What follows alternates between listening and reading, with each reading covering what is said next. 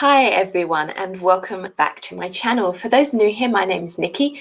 I'm an author and editor and I post videos here on YouTube about writing, editing, reading and all of the other things I love. And today we're here for one of my end of the month wrap-ups and I'm going to be talking about the books, the books of tomorrow, the TV and film that I have been watching during June. So kicking us straight off, I went to the cinema twice during June. First off, I saw Tolkien. Now, this is a biopic of the author of Lord of the Rings. Overall, it was an okay film. There were plenty of things I enjoyed about it. I thought visually it was lovely, and the music in particular, the soundtrack was awesome. It worked really well with the action. And I thought all the cast did a pretty decent job. And I gave this a 3.5-star rating in the end. Where it fell down for me was the fact that they really belaboured the Lord of the Rings connections every 2 seconds. And it's like everything had to be related to Lord of the Rings. And it kind of ignored all the other amazing things Tolkien did. He was an absolutely brilliant scholar and academic. He was a professor of old languages, Old Norse, Old English. He did famous translations of Beowulf, for example. And it kind of just glossed over all that and only concentrated on the Lord of the Rings stuff, which I just felt was a bit of a letdown. And really, it only went up to the just post-war years. It didn't look at his later life at all. It was really just talking the early years, if you like. Yeah, it was 3.5. It was enjoyable. I'm glad I saw it, but it's not one I'm going to rush to buy on DVD or anything like that. If you're a fan of Tolkien's fantasy writing, you'll probably find something to like. But I just felt it was a little bit incomplete and a little focused on the wrong areas at times. And then I also went to see X-Men Dark Phoenix, which I gave 4 stars to in the end. This was an interesting one because it's the final film in the series of 4 with the new, younger cast. I did think it was the weakest one of the lot. And I'm really sorry because I feel like I'm going to sneeze in a second. So if I do, apologies. I'm just trying to stop myself. But anyway, back to the review. I think it was the weakest. I didn't hate it. It was still entertaining. The action sequences were good. But I felt that it lacked something in the story and in the script. James McAvoy got a few decent moments, but Michael Fassbender was woefully underused. He and James are the best actors they've got in the piece. And really, Magneto just felt like he was there as a token character. He only really got one slightly emotive scene that he got to do. A couple of action sequences, and that was pretty much it. And that was a real shame because he was really wasted in this movie. And yeah, look, if you're a fan of the franchise, you'll find something to like. I probably will still get the DVD just to complete my set, but it's definitely not my favourite of the 4 movies. So moving on to films that I've watched via streaming, so Netflix and SBS On Demand. First off, American Pastoral, I watched on SBS On Demand.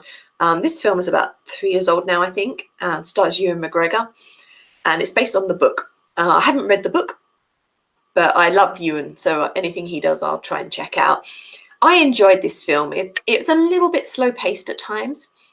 It's essentially a family drama, which looks at sort of children going off the rails and how the parents react to that, if you like. And it's set over a fairly lengthy period of time, but I'm trying not to spoiler it. I don't want to sort of say too much and ruin the story, but I thought, yeah, the pacing was a tiny bit slow at times, but all the performances were awesome.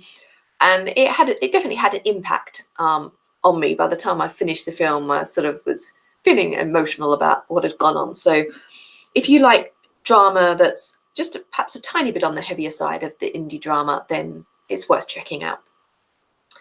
Next up was a German one, also watched on SBS On Demand, and it was called The Beloved Sisters, and it was about the German poet-author Schiller and his relationship with 2 sisters, one of whom he eventually married.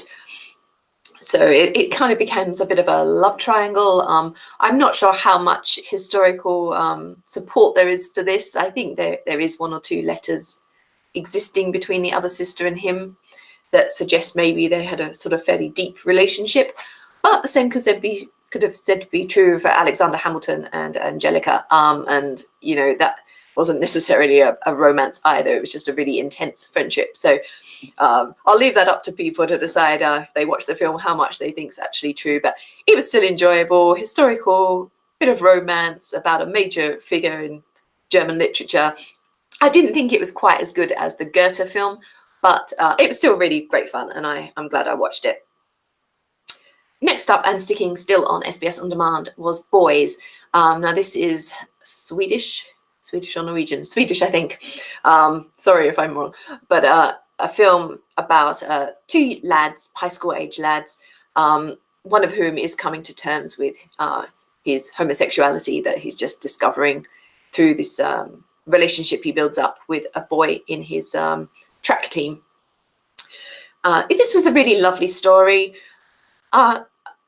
But sometimes I kind of wish there was a little bit more. I kind of was waiting for just something extra to happen towards the end, which didn't. And maybe it's just because of their age. You know, perhaps they're a little bit young to go in for a full-on sex scene kind of thing. But it was still really nicely handled. I thought the young actors did well. And they they really showed them the characters coming to grips with what they were feeling and how they were relating that to the rest of their world, and how they weren't sure how to portray themselves and how much to reveal to family and friends and things, which it had all worked really nicely, I thought. So if you like LGBT drama, it's definitely one to check out. And again, SBS On Demand, I've been there all month, it seems like. I watched Dogville. I'm quite a big fan of Lars von Trier, and this is one of his that I hadn't got around to seeing yet. And I really loved it. I actually think it's one of his more accessible pieces. My husband, I should say, hates Lars von Trier. I've made him watch a few things and he's detested them all. He doesn't like that slow storytelling. My husband doesn't like to think about movies. He wants movies where it's really clear what's happening. There's a beginning, middle, and end. And he doesn't have to really pontificate anything too metaphysical or anything like that. So Lars von Trier is really not for him. But Dogville, I think, is one that he wasn't here when I watched it, but I think it's one he maybe could get behind. It stars Nicole Kidman, and she's a young woman on the run from the mob who ends up in this tiny town in the middle of nowhere called Dogville. And at first she finds help from a young would-be writer in the town who persuades the rest of the town to let her stay and to give her sanctuary. But things gradually take a sinister twist as the town demands more and more from her in exchange for the safety they're providing. And then there's an interesting twist at the end about who she really is. So I really love this. It's a fairly long film, but it didn't feel dragging. And I was definitely on the edge of my seat the whole time waiting to see what would happen. And I really loved the style in which this was filmed. It was kind of like the houses were marked out almost as if it was a theatre stage, just with the outlines of the houses, and all the action took place in this event, basically half empty set. There were just a few items in each of the houses to mark bedrooms and such, and that was it. And I think it worked really well, that stark approach. And finally, the last SBS On Demand one was The Viceroy's House.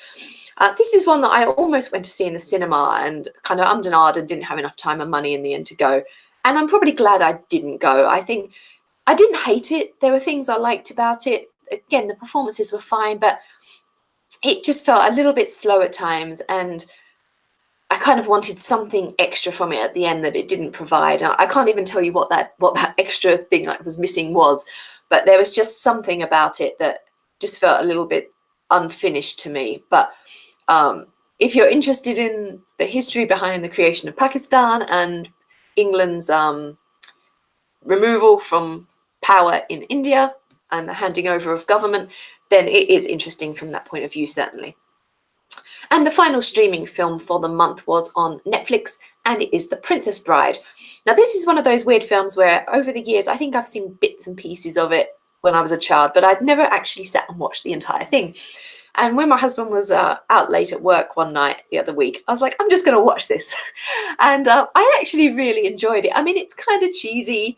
The special effects look quite amusing, especially the guy in the giant rat suit. But it's still, it has charm and it's funny. Mandy Patinkin completely hands up. He's brilliant. And overall, it was just an enjoyable way to pass a couple of hours. So I'm glad I finally caught up with this missing piece from my childhood years. So that brings us on to streaming TV. So first of all, Netflix. I have watched a few things. So first of all, I watched Black Mirror, season 5, which was only 3 episodes, but they were all film-length episodes, or short film-length episodes, perhaps I should say. This was a slightly different take from previous seasons. A lot of the early Black Mirror episodes were pretty dark, and in recent times they've gone a little bit more towards a humour angle mixed in with that, which I quite like. And these 3 episodes definitely encompass that. One involving video gaming and what sort of goes on in a virtual world stays in a virtual world kind of deal. I really love the one of the merchandising for this singer, and there's this little doll that's a kind of like AI of her, like her personality put into this doll, and the young fan is able to use this to help the singer. Again, I don't want to spoiler it too much, but it's that was great fun as well. And yeah, it was an enjoyable series, and I do hope they continue to make a few more now and again. Next up, Jessica Jones series 3. Now, I actually thought this was an improvement on series 2. Series 2 was pretty average for me. I'd loved 1, and I think a lot of that had to do with David Tennant being such a great villain. But season 2 just felt a bit lackluster. Season 3, it's still not quite as good as season 1, but they definitely improved it. The villain was much more interesting, and I liked what was happening between the characters, particularly between Jess and Trish in this season. And I think all in all, it was a pretty good way to bow out, because this is obviously the final of the Netflix MCU pieces now. So I think they ended on a decent note, is probably the way to put it. I'm glad I watched it, and I think it was a nice rounding off for these series, which have been about 13, I think, altogether over the last few years. So yeah, definitely worth watching if you've enjoyed the other Netflix MCU pieces. So just 2 more things to share. I finally got round to seeing the end of Game of Thrones season 8. This was an interesting one. I'd heard all the people moaning about it online from the moment it released, and because of what they were saying, I was sort of anticipating not being too happy with the series. And in the end, I think it was a mixed bag for me. I can see what some people were saying. I think it was a little bit rushed. I think it would have worked better spread over maybe 8 episodes instead of 6. The pacing just wasn't there always in all the episodes. The script was a bit lackluster at times, and 1 or 2 of the characters did act in ways that didn't quite make sense for the way their characters been built up in previous series. But that said, I didn't think it was a total disaster. It was still enjoyable, it was entertaining, and the end was, on the whole, satisfying. I mean, there were a few characters, there was a couple of times when I was like, yay, the character I wanted to survive has survived, but there were 1 or 2 characters who I'd hoped would see it through to the end who didn't quite make it. I'm trying not to spoiler, but yeah, I think overall, this is probably, a 4-star for me. It wasn't a 5-star, there were some issues, but I don't think it was as bad as some people were claiming online, where they said it was absolutely ruined and they completely destroyed it. I don't think it was as bad as all that. And finally, the last one I am going to mention, although I only really half watched it. This is a series that is a German TV series, and it was on SBS On Demand, and it caught my husband's eye when they ran a trailer for it while I was watching one of these other SBS things that I've already mentioned. And it's called 8 Days, 8 Tage, and its basic premise is that a meteor is heading to Earth, and it's going to strike in 8 days, and the epicenter is going to be in Europe, in sort of Germany, France region, and anyone in the blast zone is potentially going to be wiped out. So then there's chaos among the people as everyone's trying to get out of the country. They're closing borders. The government's coming up with these plans to save the people they want to save, and various things. And we have these all these different characters on the go, and what are they doing? How are they getting out? How are they coping? And what's going on? And they all are kind of interconnected, we discover during the episodes. I'm saying I only half watched this because my husband sat and watched all the episodes, and I sat there and watched some of them, but occasionally I was doing other things at the same time. So I was kind of half watching. But what I saw, I did enjoy. I found it, the only thing I didn't quite connect with is I didn't really like any of the characters. There were none that I was absolutely rooting for, like, this guy's got to survive, you know, please, like, let him or her get out. They all had their bad sides, and some of those bad sides came out even more strongly as things progressed and degenerated. But it was definitely interesting, and I think it worked well. They had a lovely piece of music for the opening credits. That's what sticks in my mind the most, actually. It was such a great piece, and the soundtrack in general was really good, and the acting was fine, and it was an interesting concept. There's so many end of the world scenario films and TV series, but this one was something a little bit different. So if you're into foreign TV and you have access to see it, then I do suggest you check it out, because it's only a fairly short season. I think there was about 8 episodes, so it's not a big commitment, and it was worth watching. So that was my TV and film wrap up for June. I am looking forward to hopefully seeing Spider-Man Far From Home in July. And I'm also eyeing up a German film, which I wanted to go to this week and didn't get to. So I might still try to get there next week. It's called Never Look Away. So if I do manage it, I will, of course, tell you all about it in my July vlog. So I'm going to be back tomorrow, probably a tiny bit later than this time, probably maybe in about 4 hours from now kind of thing. And I will be doing then my reading wrap up for the month. And then I'm back again on Sunday with a pre-film video, which is the mid-year freak out book tag, which I'm looking forward to sharing with you too. So do join me again over the weekend for those 2 vlogs.